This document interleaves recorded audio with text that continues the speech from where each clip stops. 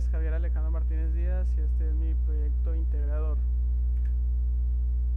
Este proyecto se constituye en responder las siguientes preguntas. La primera es ¿cómo se genera la viruta? La viruta se genera durante el proceso de mecanizado cuando una herramienta de corte remueve el material de una pieza de trabajo. La fricción y el desplazamiento de la herramienta contra la pieza provocan que el material se deforme y se desprendan en forma de virutas. Ahora, ¿cuáles son los 5 tipos de virutas y en qué consisten? 1. La viruta continua, que se forma al mecanizar materiales dúctiles a velocidades altas, produciendo una viruta larga y continua. 2. La viruta descontinua, que esta ocurre al cortar materiales quebradizos o cuando se usan bajas velocidades de corte. Esto produce fragmentos pequeños y separados. La tercera es la viruta segmentada o laminar. Esta es intermedia entre continua y discontinua. Esta se caracteriza por una forma escalonada y común en ciertos metales duros. La cuarta es la viruta en forma de bucle. Esta se presenta cuando el material se enrolla en bucles o espirales. Es común en mecanizado de materiales con buena ductibilidad. La viruta helicoidal, que esta es similar a la continua pero forma hélices largas, típicas en procesos con velocidades altas de corte y materiales dúctiles.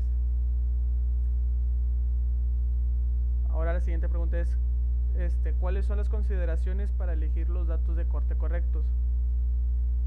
El primer punto es el tipo de material a mecanizar.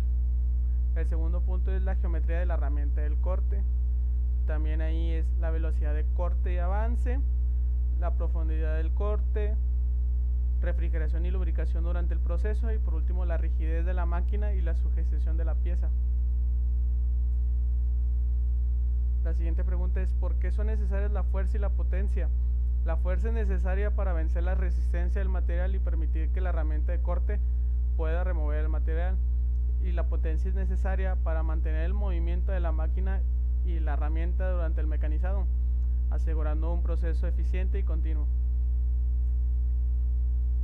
¿Qué es el acero? El acero es una aleación de hierro y carbono donde el contenido de carbono generalmente varía entre el 0.02% y el 2.11%. Puede contener otros elementos como el manganeso, cromo, níquel, molibdeno para mejorar sus propiedades mecánicas y de resistencia. Y ahora, ¿qué es la resistencia al desgaste? La resistencia al desgaste es la capacidad de un material para resistir la abrasión, fricción y erosión durante su uso. Esta propiedad es esencial para la durabilidad y vida útil de los componentes sometidos a movimientos repetitivos y de cargas. ¿Por qué el acero al carbono es considerado como el metal más duro del mundo? El acero al carbono es considerado uno de los metales más duros debido a su alta resistencia y dureza derivada del contenido del carbono, aunque no siempre es el más duro.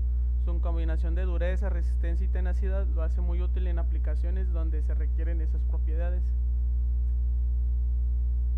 ¿Qué es un tratamiento térmico? Este es un proceso en donde un material, generalmente un metal, es calentado y enfriado en condiciones controladas para alterar sus propiedades físicas y mecánicas como la dureza, ductilidad y resistencia. ¿Y en esto en qué se aplica el revenido? Este se aplica para reducir la fragilidad y aumentar la tenacidad del acero después de un tratamiento de endurecimiento, como el temple. Consiste en recalentar el acero a una temperatura específica y luego enfriarlo.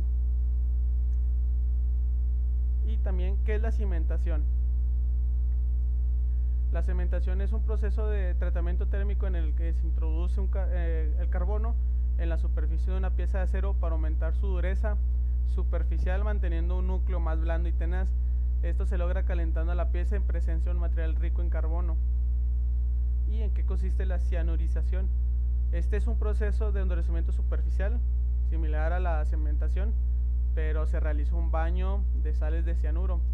Se introduce el carbono y nitrógeno en la superficie del acero, aumentando su dureza y resistencia al desgaste. Y este sería todo. Muchas gracias.